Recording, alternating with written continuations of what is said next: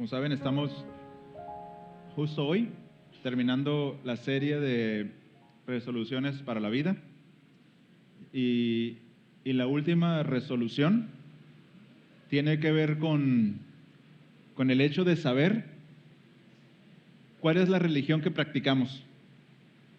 Y yo sé que esa palabra puede causarnos,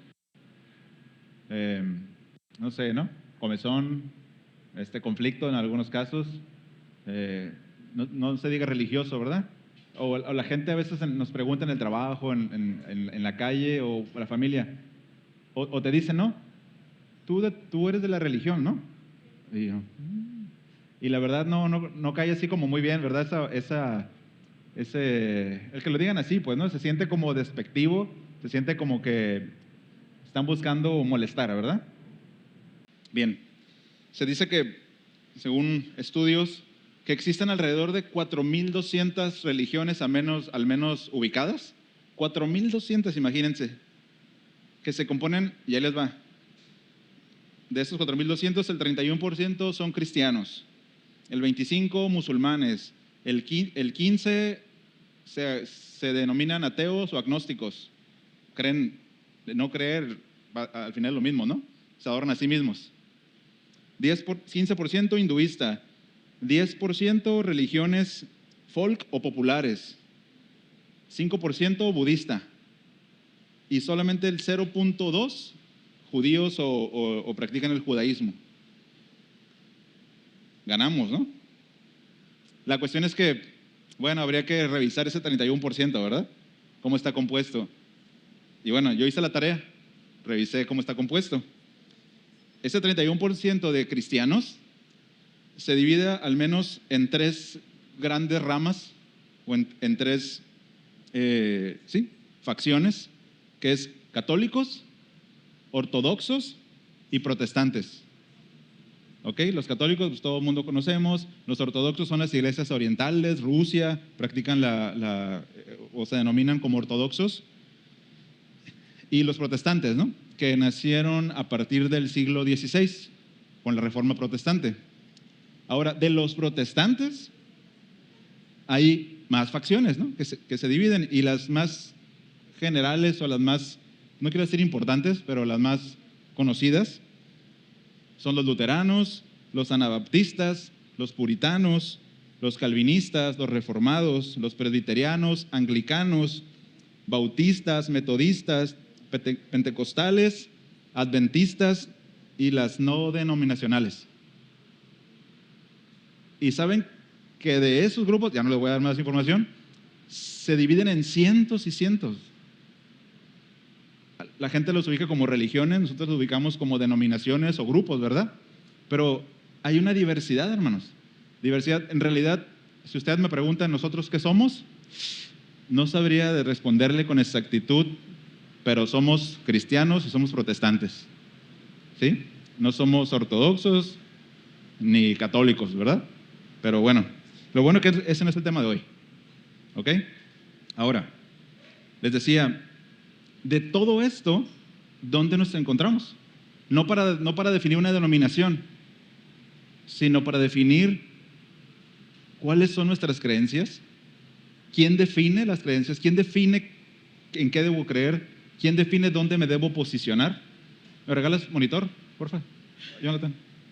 ¿Quién define eso?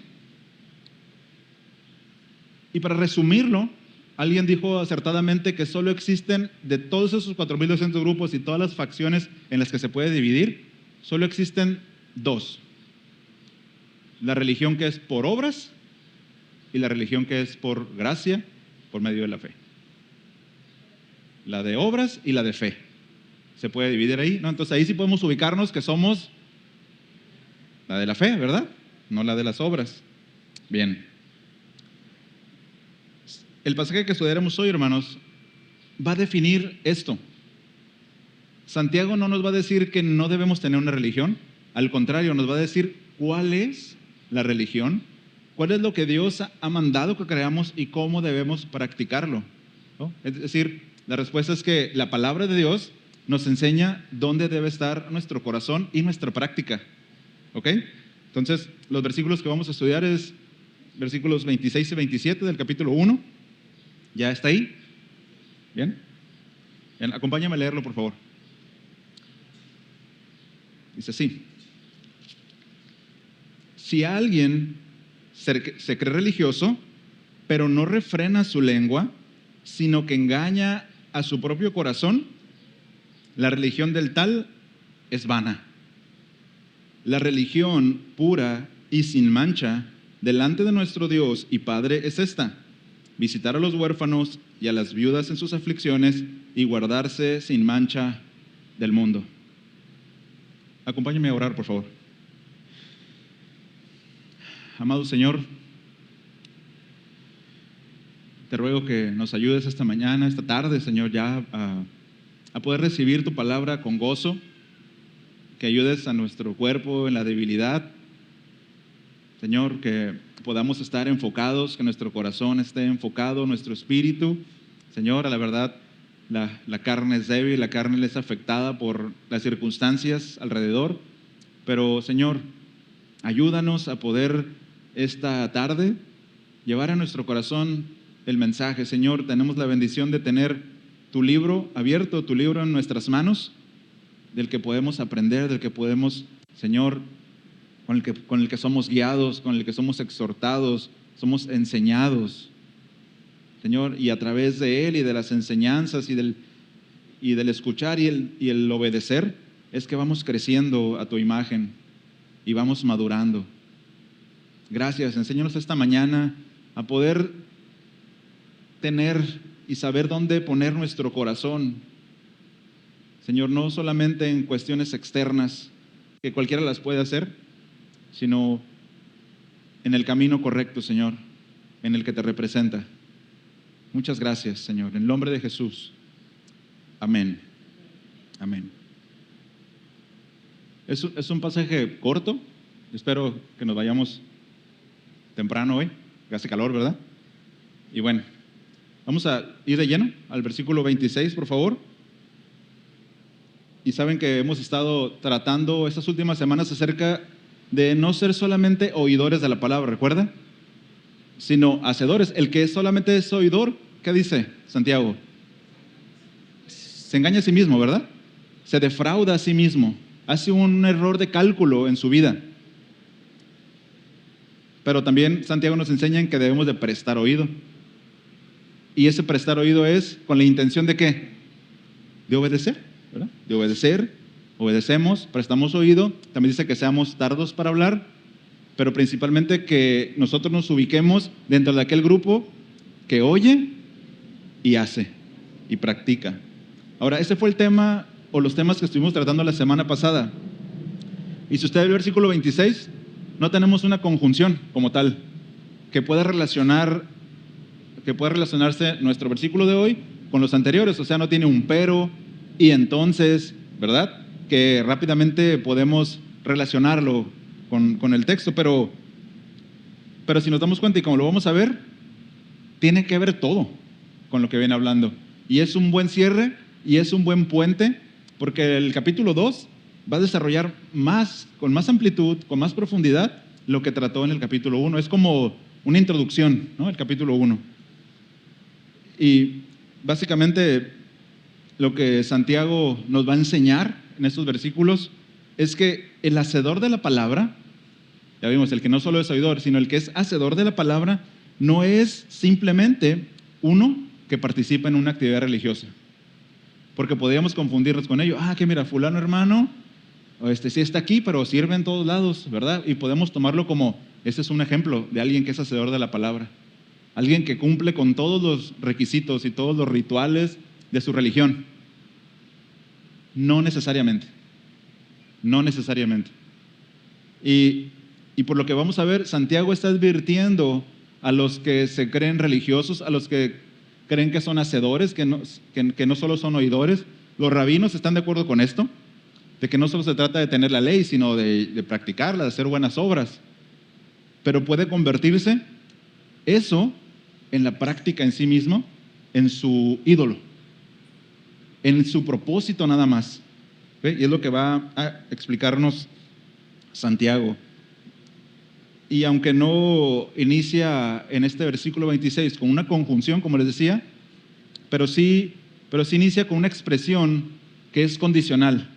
Y lee ahí conmigo, en el versículo 1 dice, si alguno se cree, no que se crea mucho, ¿verdad?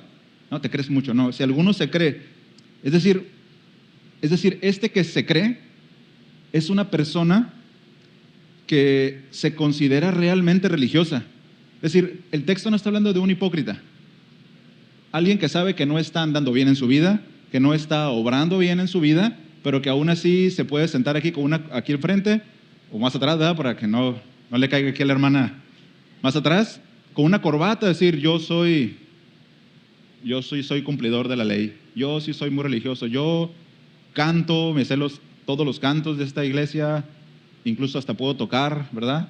Acá, y puedo hacer todo lo que conlleva la religión. Pero que al final esa persona sabe que su vida tiene un doblez. Y es un hipócrita. Bueno, este que se cree, ¿no? Realmente él piensa que es un religioso, piensa que es una persona piadosa. Dice, y obviamente no es que lo sea, ¿verdad? Pero piensa y se lo cree a sí mismo. Él piensa que tiene la reputación de un buen cristiano, ¿sí? De un buen practicante. Ahora, bueno, ya me spoileé, pero ¿qué es lo que se cree? Ser un religioso, ¿verdad? Se cree un religioso. Y ahora, esta palabra religioso que encontramos aquí no significa o no es la palabra griega que tiene que ver con alguien que es piadoso o que es devoto. Es decir, un verdadero creyente. Estamos viendo los miércoles disciplinas espirituales para la piedad. Y básicamente la piedad se define como desarrollar y crecer al carácter de Cristo.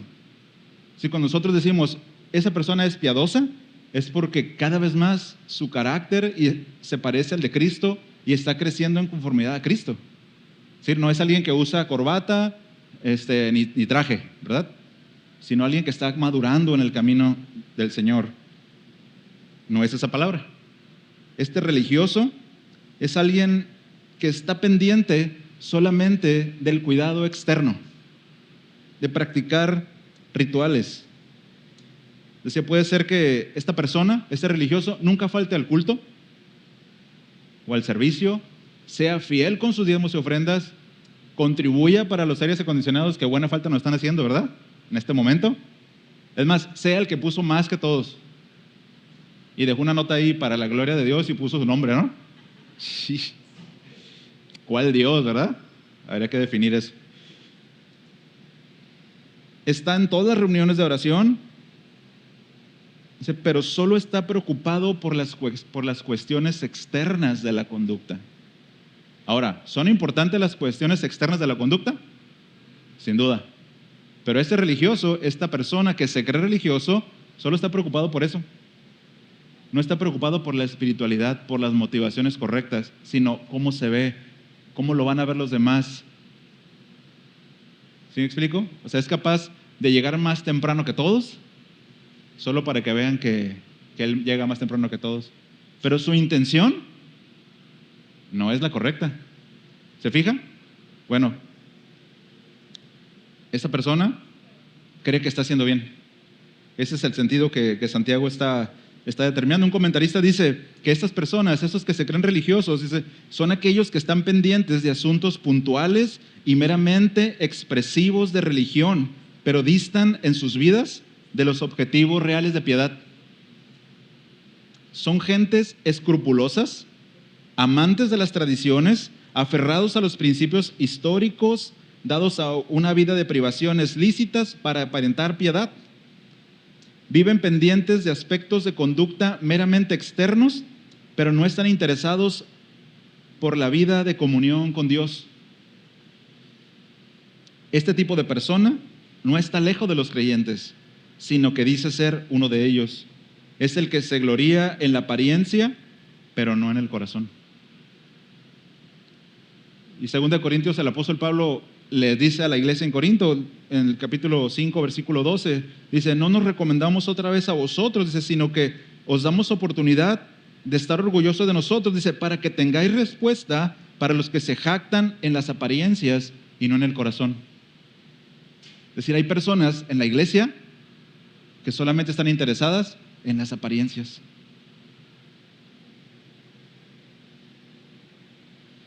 Y no voy a ocupar mucho tiempo en esto, creo que es claro, ¿verdad? El punto. Solamente, como se dice, ¿no? Viven de las apariencias, pero no le importa la comunión con Dios, ni la comunión con Cristo, ni la comunión con la iglesia, ni la unidad de la iglesia. No está pendiente de eso, sino de cómo se ve nada más y su apariencia. Ahora, una de las marcas, y lo voy a mencionar aquí en el texto, una de las marcas que una persona que se desempeña de esa forma o que vive de esa manera, la menciona aquí Santiago. Y yo me puse a pensar, que es la segunda parte del versículo, dice que si alguno se cree religioso, pero no refrena su lengua, ¿por qué mencionar el tema de la lengua? O sea, ¿qué tiene que ver que alguien se crea un religioso, crea que esté cumpliendo con todos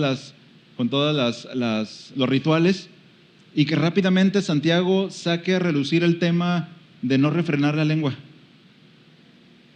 ¿Por qué será? ¿No? Me pregunté. Y vamos a verlo. Dice el texto que el que se cree religioso, dice, pero que no refrena su lengua. Y la palabra refrena ahí es la palabra que se puede traducir como brida también. Brida es la cuerda que le ponen a los caballos. Sí, el freno. ¿Sí? ¿Quién sabe de caballos? Brida, ¿verdad? Ajá. Y ahora, la brida, hermanos, en los caballos, no es solamente para frenar el caballo. ¿Sí sabía? O sea, es para que frene también, pero es para que pueda controlarse. Es el timón, de alguna manera. El timón y acelerador del caballo. Se usa de una manera que el caballo puede ir más rápido y se puede usar de otra manera para que el caballo vaya lento, para que vaya a la derecha, para que vaya a la izquierda. Entonces, fíjate lo que está diciendo Santiago, que el que se cree religioso, pero que no le pone un timón, una brida, que no sabe cómo manejar, ¿sí? Que no sabe cómo gobernar su lengua. Qué interesante, ¿no? O sea, que vaya a ese punto. ¿Por qué, no? Es decir, si pensamos en los términos del versículo 19, aquel que no está siendo tardo para hablar, ¿sí? Aquel que está hablando muchas palabras y que dentro de todas esas palabras se dice que los humanos hablamos diariamente 18,000 palabras. Bueno, que no es tardo para hablar, 3 veces más de eso. Y dice Proverbios 10:19, dice que en las muchas palabras la transgresión es inevitable, más el que refrena sus labios es prudente. Entonces, esta persona que solamente se cree religioso, saca a relucir rápidamente, como primer aspecto, que no tiene la capacidad de gobernar las cosas que dice, que no tiene capacidad de gobernar las conversaciones que tiene y con quién las tiene. Ahí mismo en Santiago, capítulo 3, versículo 6, dice, y la lengua es un fuego, dice, un mundo de iniquidad. La lengua está puesta entre nuestros miembros, dice, la cual contamina todo el cuerpo, es encendida por el infierno e inflama el curso de nuestra vida. Y eso lo vamos a ver con más detenimiento más adelante, pero vean la capacidad que tiene una lengua que no tiene control. ¿Han visto un caballo desbocado? O sea, un caballo desbocado se va a un barranco, no le importa que se vaya a matar ahí, a explotar, ¿no? En las piedras. Bueno, esa capacidad tiene la lengua de meternos en unos problemas, y muchos de nosotros, hermanos, nos hemos metido en una cantidad de problemas porque, mire, y a lo mejor sería bueno que ahí tu esposa, tu esposo, tu papá, hijo, cuando vean que tengan una batiseñal ahí, ¿no? Cuando vean que su familiar está, háganle, que entienda, ¿no? ¿No? Frénale.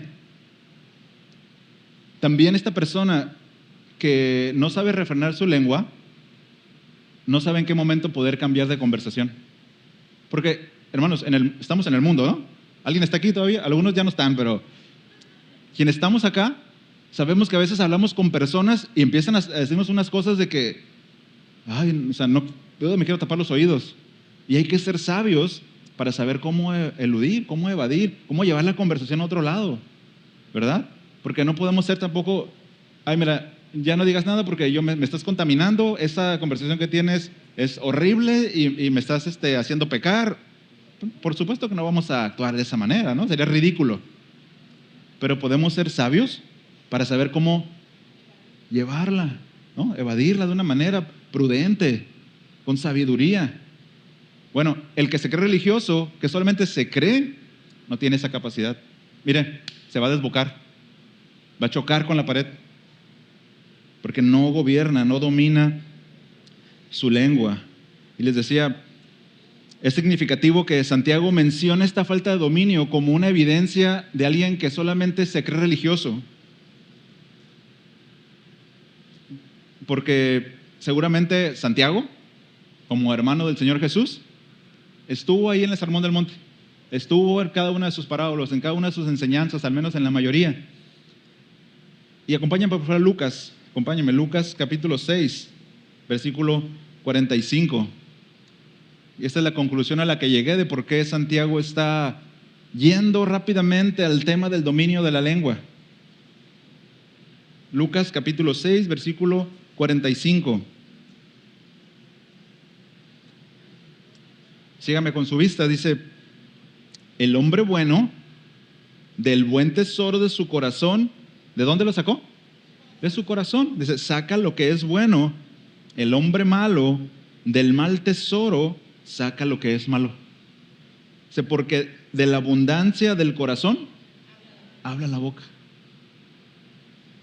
Quiere decir, hermanos, y tiene sentido, que porque el corazón representa todo aquello que el hombre es, todo aquello que el hombre piensa, cómo concluye, sus sentimientos, sus emociones, es el hombre interior. ¿Sí? Proverbios 23:7 dice, porque cuál es su pensamiento en su corazón, tal es él. Entonces, si alguien no está refrenando su lengua, no está refrenando o dominando sus conversaciones, quiere decir que su corazón, ¿cómo está? Pues todo mal. Y si su corazón está mal, significa que todo su ser, todos sus pensamientos están mal, están desubicados, están contaminados. Entonces tiene sentido que Santiago vaya rápidamente a ese ejemplo para concluir que rápidamente uno puede ubicar cuando alguien, recuerde que estamos hablando de alguien que se sienta en una banca de iglesia, que se cree religioso.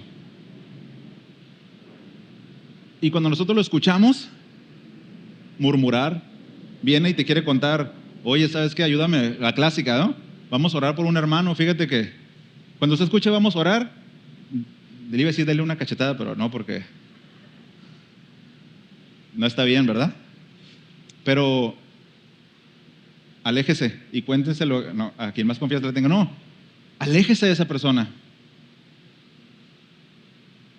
Es decir, si nosotros vemos que ese hermano que se dice ser piadoso anda en chismes, en murmuraciones, fuera de la iglesia tiene una lengua arrabalera, dentro de la iglesia, Dios te bendiga, hermano, gloria a Dios, aleluya, amén, amén, bendito, maneja un lenguaje cristiano, ¿verdad? Pero afuera, yo tengo que confesar a mi mamá que está allá, porque ella pensaba que cuando iba en la secundaria yo no decía groserías, ¿no? Pues yo me arrepentí, hermanos, ¿eh? No decía muchas, pero sí decía en la secundaria, estaba en la secundaria, ¿me comprenden? Ustedes también decían, hermanos. Pero en mi casa, para mis padres, yo no decía groserías, pero con los compas, en la calle,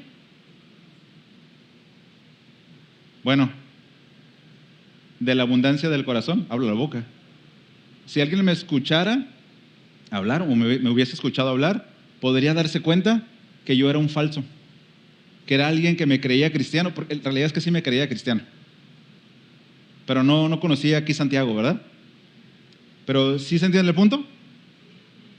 Es decir, por su boca, por lo que dice, me acuerdo mucho del pastor Raúl, siempre decía que cómo conocemos a los lobos, por el hocico, ¿verdad? Los animales, hermanos, tienen hocico. Yo sé, puede ser una palabra incómoda, pero bueno, por eso conocemos que es un lobo, ¿verdad?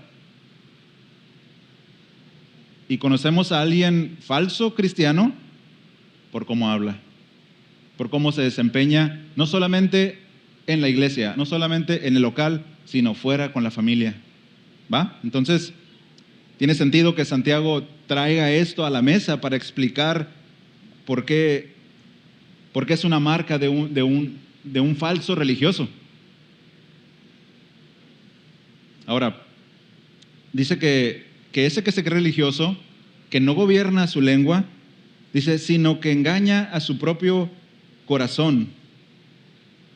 Es decir, que no solamente no tiene dominio propio, o sea, aparte de que eso está horrible, también es engañado, y la expresión puede ser que él es engañado por su propio corazón, es decir, que se engaña a sí mismo. Es decir, su corazón, al ser un falso creyente, al solo ser un practicante de rituales, su corazón lo seduce, su corazón lo lleva a tropiezo tras tropiezo. Entonces, no solamente son las conversaciones, es capaz de muchas otras cosas.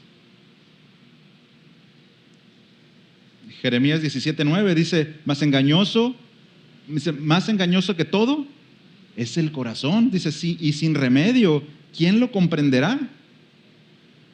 Dale rienda suelta, hermanos, al corazón de uno regenerado y ponerle un traje de cristiano es peligrosísimo. Y hay un montón de esos tras de los púlpitos. Imagínense, con boca de lobo.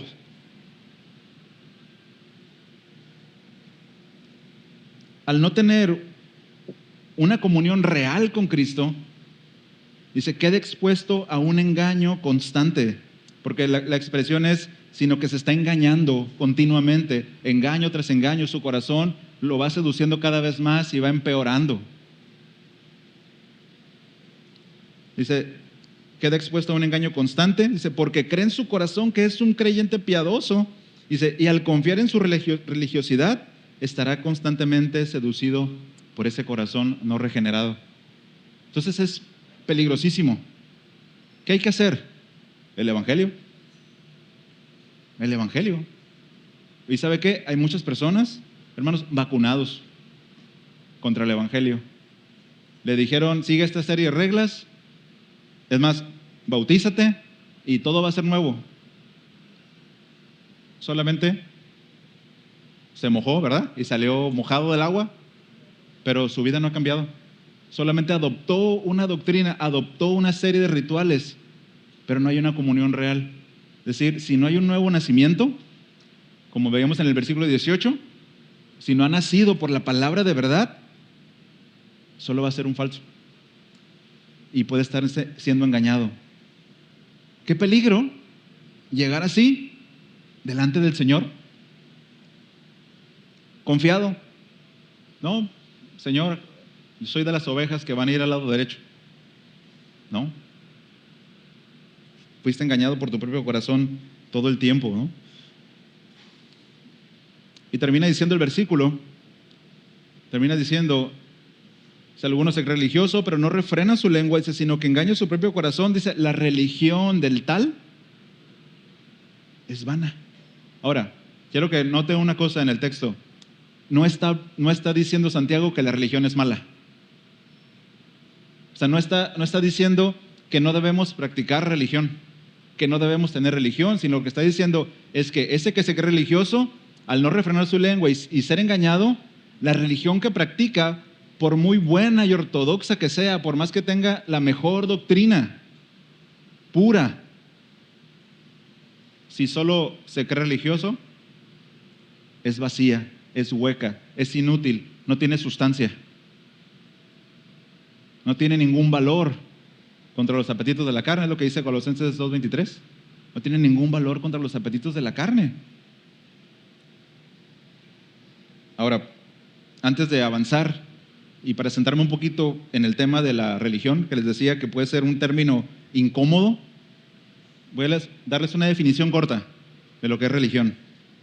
Dice que el término en español significa el conjunto de creencias o dogmas acerca de la divinidad, de sentimientos de veneración y temor hacia ella, de normas morales para la conducta individual y social y de prácticas rituales, principalmente de la oración y del sacrificio para darle culto.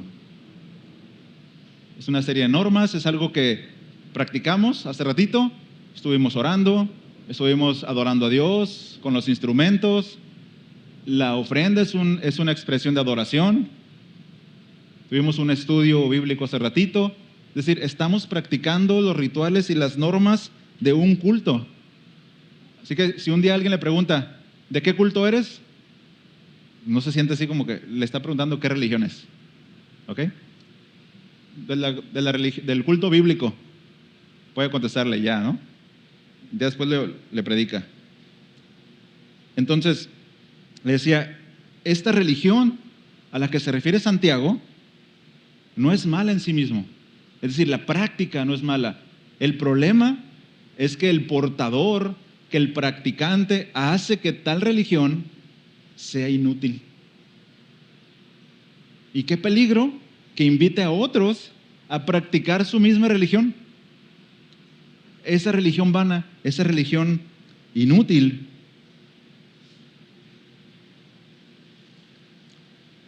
Dice Tito 3:9, dice, pero evita controversias necias, dice, genealogías, contiendas y discusiones acerca de la ley, dice, porque son sin provecho y sin valor. Y es lo mismo que está diciendo Santiago. Esa religión mal practicada solamente es algo vano. Bueno, versículo 27. Ya nos mostró Santiago lo que es la religión vana, ¿sí? Lo que es la religión hueca.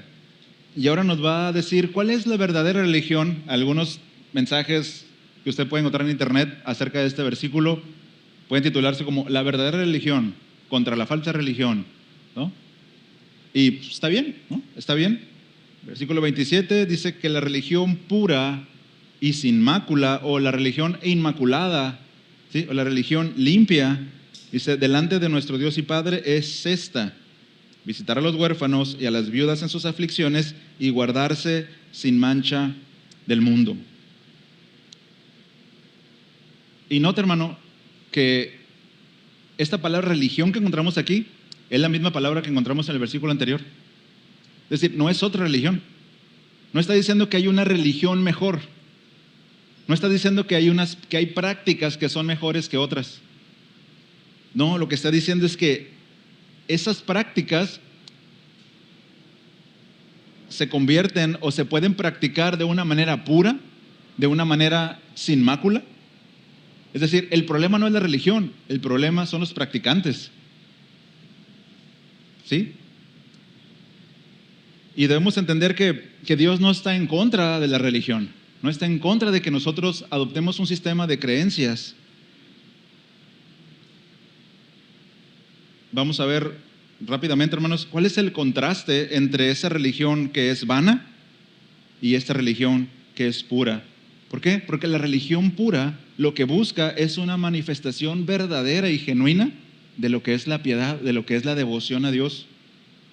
Es decir, no busca solamente las prácticas externas, que son importantes, sino busca las motivaciones internas para practicar lo que practicamos. ¿Sí está claro eso? Bien.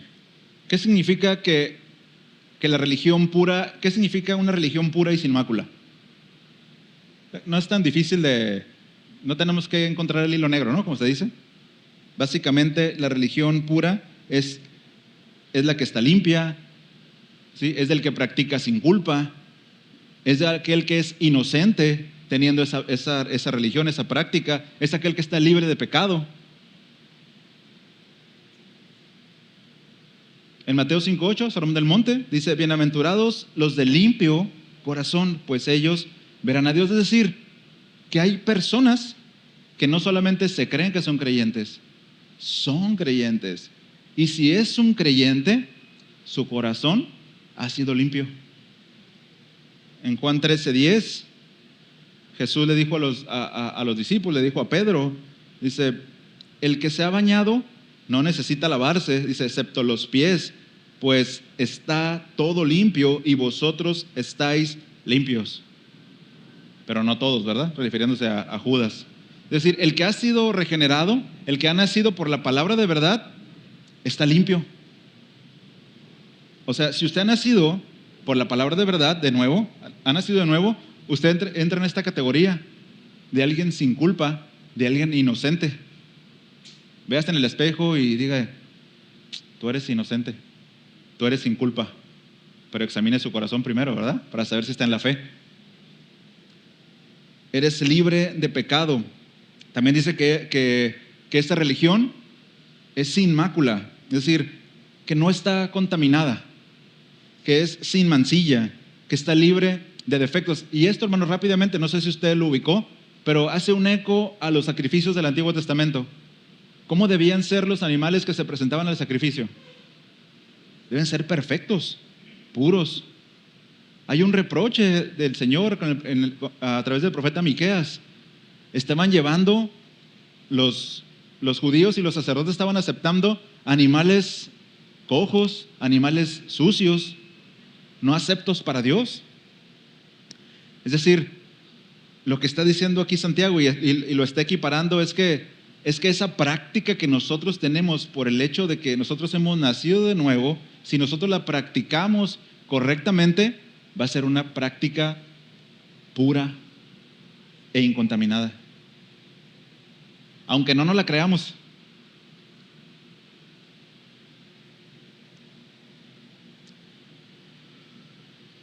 Y hay una razón primordial por la cual la práctica, por la cual la religión debe ser pura e inmaculada, porque lo practican los creyentes. Pero hay una razón por la cual nosotros debemos de poner mucha atención de practicarla de esa manera. No con motivaciones incorrectas, no para sacar provecho. Porque aunque hemos nacido de nuevo, podemos practicarlo con una motivación incorrecta. ¿Cómo qué?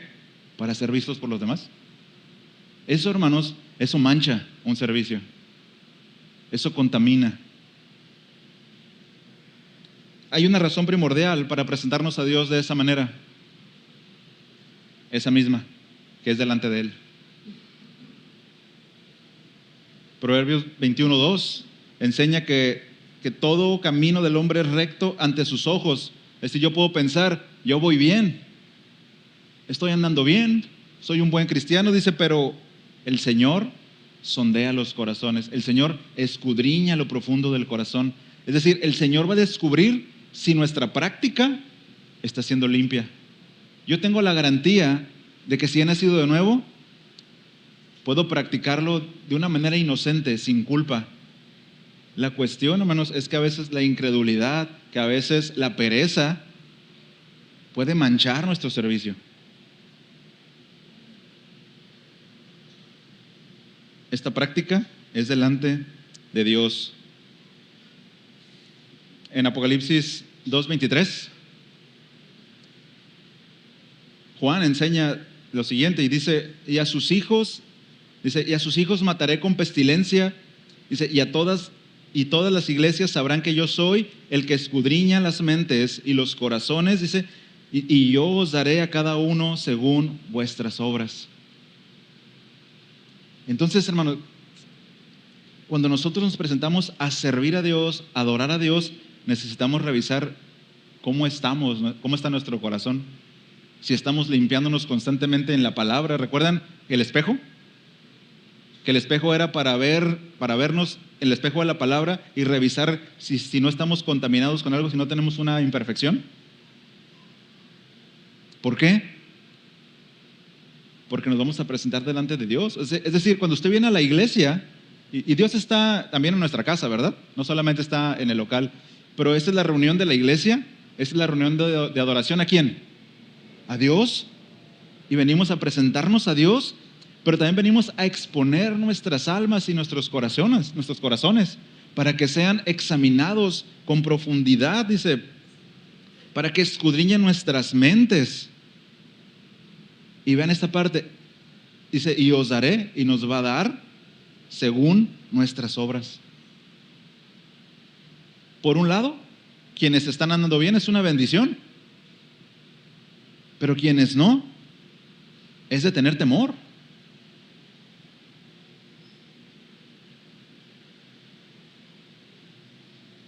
Y por último, Hebreos 4:12 dice, porque la palabra de Dios es viva y eficaz y más cortante que cualquier espada de dos filos, y se penetra hasta la división del alma y del espíritu, de las coyunturas, vea, y los tuétanos, y es poderosa para discernir los pensamientos y las intenciones del corazón. Es decir, que la práctica de aquel que tiene una religión que considera que es correcta, que es ortodoxa, tiene que saber que se va a presentar a Dios y Dios va a examinar lo que está practicando. ¿Tiene problemas con eso? No deberíamos tener problemas. Señor, examíname. Señor, que lo que estoy haciendo sea pasado por, como el aeropuerto, ¿no? Por la banda es donde pasan las... Y no llevo ni un arma, no llevo ni nada contagioso ahí, ¿verdad? Punzocortante. No tengo problema. Por lo tanto, entonces nuestra religión va a ser ¿cómo? Pura y sin mácula. Porque estoy cuidando, porque estoy limpiándome, porque no tengo problema en que Dios lo vea. No tengo problema en exponerme al Señor. Yo quiero, Señor, ayúdame. Las cosas que yo no alcanzo a ver, expónlas en mí para que me arrepienta, para que me limpie. Ahora, sigue diciendo que esta religión pura y sin mácula, que es delante de Dios y Padre, y nos da un ejemplo. Y nos dice cómo es que debe practicarse, cómo es que puede ser visible a nosotros, ¿verdad? Porque todas las aseveraciones que he dicho, ustedes han dicho, sí, amén, así es, estoy de acuerdo. Pero eso tiene que manifestarse en obras y en la práctica. Por eso es que dice que esa religión pura y sin mácula, delante de Dios y Padre, es esta: visitar a los huérfanos y a las viudas en sus aflicciones. En primer lugar, ¿qué quiere decir esto, hermanos? Pues es sencillo, ¿no? Pues quiere decir que visitemos a las viudas y a los huérfanos en sus aflicciones, ¿no? Pero tiene algo más allá de eso, de solo visitar a alguien. Quiere decir que la verdadera religión, es decir, que la religión que es pura, es aquella que consiste y que está vinculada con Dios, que lleva al creyente a practicar un estilo de vida que concuerda con lo que Dios piensa y es. ¿Te explico? Esa religión no es individual, está vinculada a quién es Dios, y la práctica de esta concuerda con lo que Dios piensa y con lo que Dios es. O sea, está cercana a Dios. No es solamente los ritos, está pegado a Dios. En ese sentido,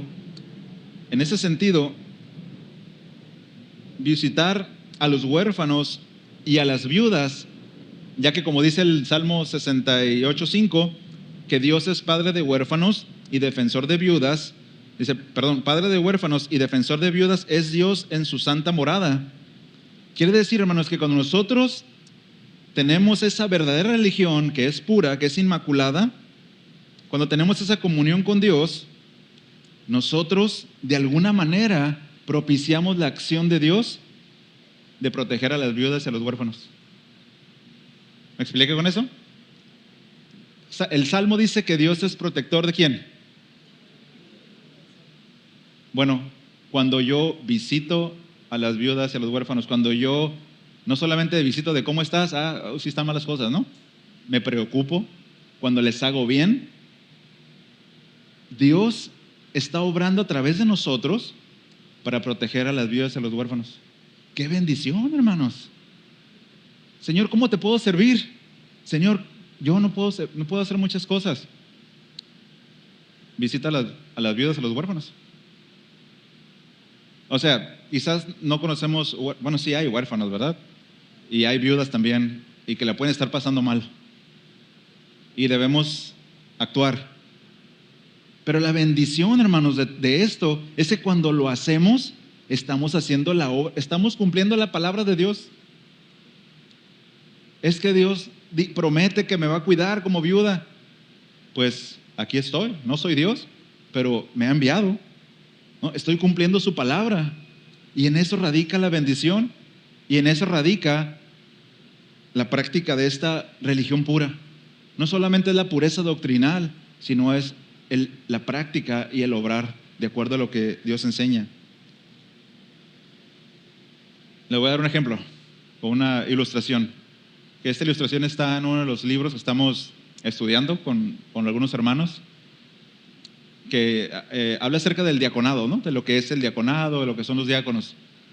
Y dice esta historia que hay un diácono llamado Lorenzo, que cuando hubo una persecución por parte del emperador Decio, este emperador emitió un edicto que decía que todos los sacerdotes, todos los obispos y todos los diáconos debían ser asesinados. Y cuando trajeron a este hombre delante del emperador, él le puso una oferta.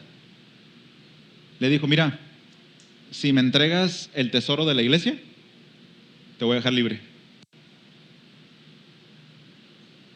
Y el ni tardo ni perezoso fue con los de la iglesia y le encargó el dinero de la iglesia a uno que se asegurara de protegerlo. Pero en lugar de llevar el dinero de la iglesia, que nosotros hubiéramos pensado que es el tesoro de la iglesia, agarró a los ancianos, llevó a los enfermos, llevó a los huérfanos y llevó a las viudas con él y los presentó delante del emperador. Imagínense la cara de aquel, ¿no? ¿Qué es esto, no? Se enfureció. Le dijo: este es el tesoro de la iglesia. Eso es lo que significa, que es lo más importante, hermanos, para la iglesia. ¿Cómo puedo saber que una iglesia está practicando una religión pura y sin mácula? Porque su tesoro son los mismos hermanos, son los que están pasando aflicciones, son los que están siendo perseguidos de alguna manera, son los que la están pasando mal. Y si de esa iglesia se preocupa por ellos, usted puede estar seguro que esa iglesia practica una religión pura y sin mácula.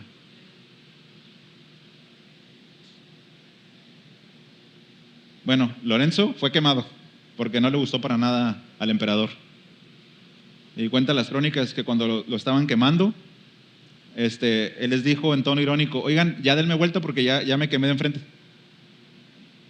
Y bueno, por ese testimonio de lo que había hecho, hubo muchas conversiones entre los romanos, ¿no? Entre la gente que estaba ahí, ¿no? Observando.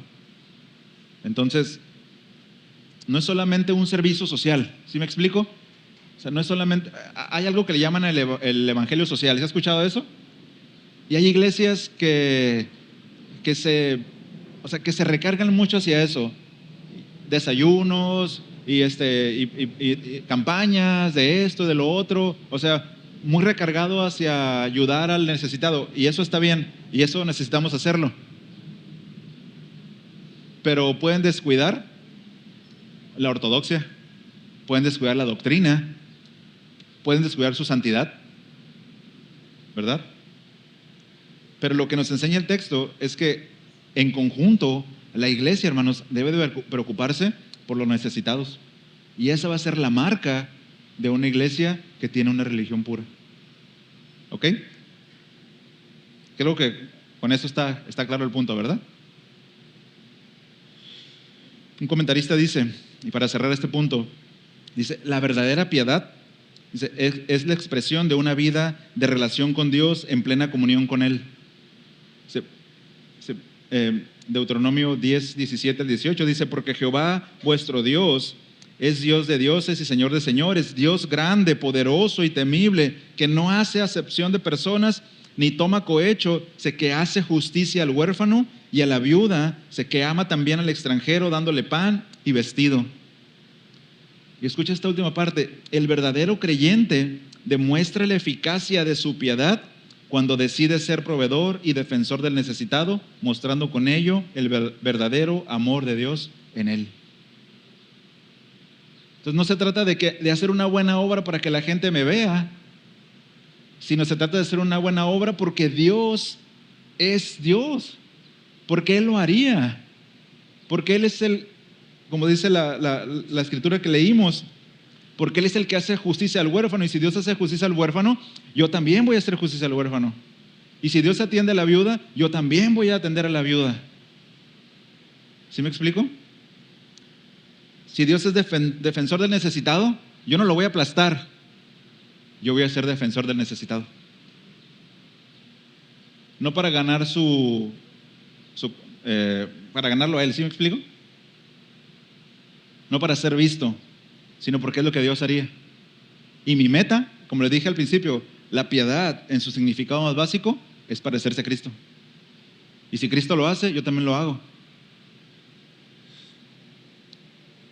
El texto termina diciendo, hermanos, que parte de esa religión pura es guardarse sin mancha del mundo.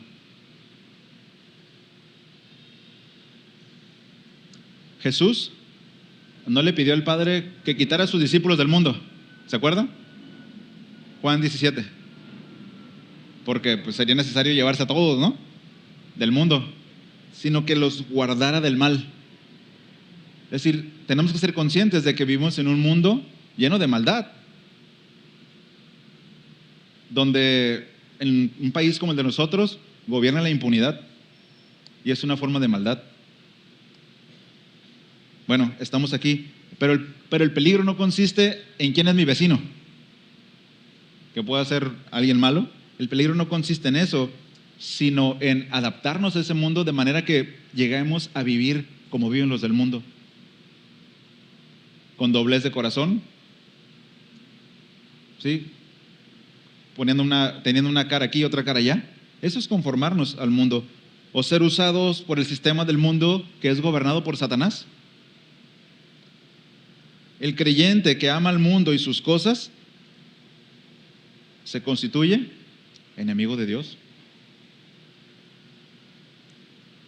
El que ama al mundo, hermanos, aquella persona que ama al mundo y que está puesta aquí y que busca y que su deleite está en el mundo, ya sea contaminado y no puede llamarse religioso en el verdadero sentido, en el de la piedad.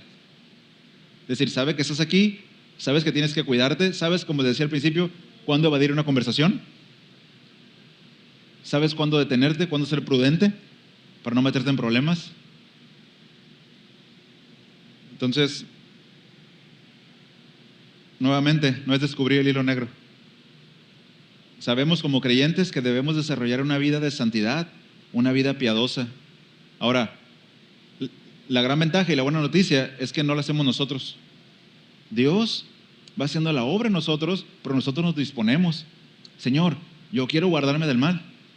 Pues empieza no viendo películas que ya sabes.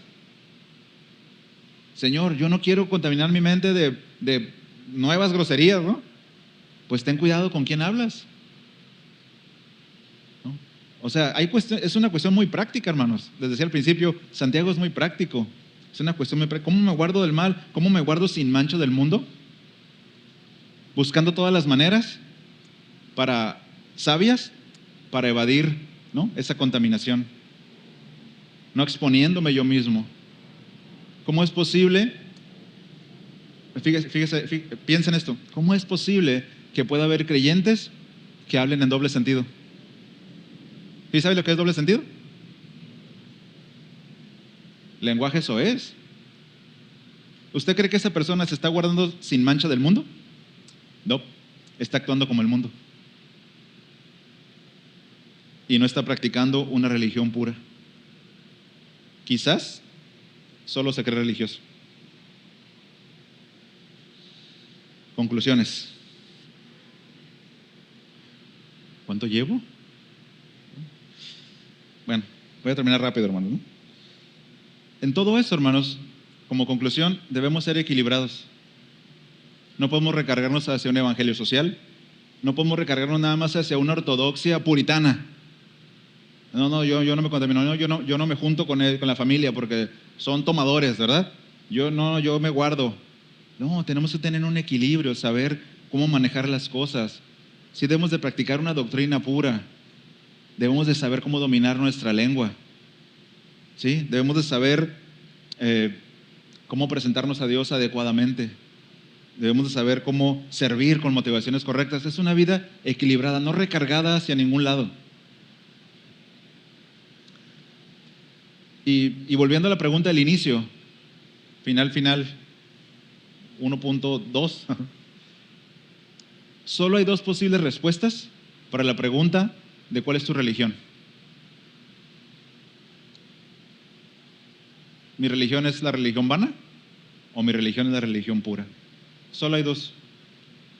En la vana entran todas las demás que pueden ser por obras, que pueden ser algunos que quizá digan que es por la fe, pero en la práctica uno duda, ¿no? Y termino con esta cita. Dice, la prueba final de la autenticidad religiosa no tiene que ver con el credo, es decir, con lo que creemos, con la doctrina, ni es de carácter cultual, o sea, del culto, sino que tiene que ver con la preocupación social y la integridad personal, el amor y la pureza. Escuche esto, servicio y santidad siempre van juntos. ¿Ven? Servicio y santidad siempre van juntos. Entonces, ¿qué le parece? Practicar la verdadera religión, ¿verdad? Alejarnos de una religión vana, hueca, sino una práctica real. Oramos.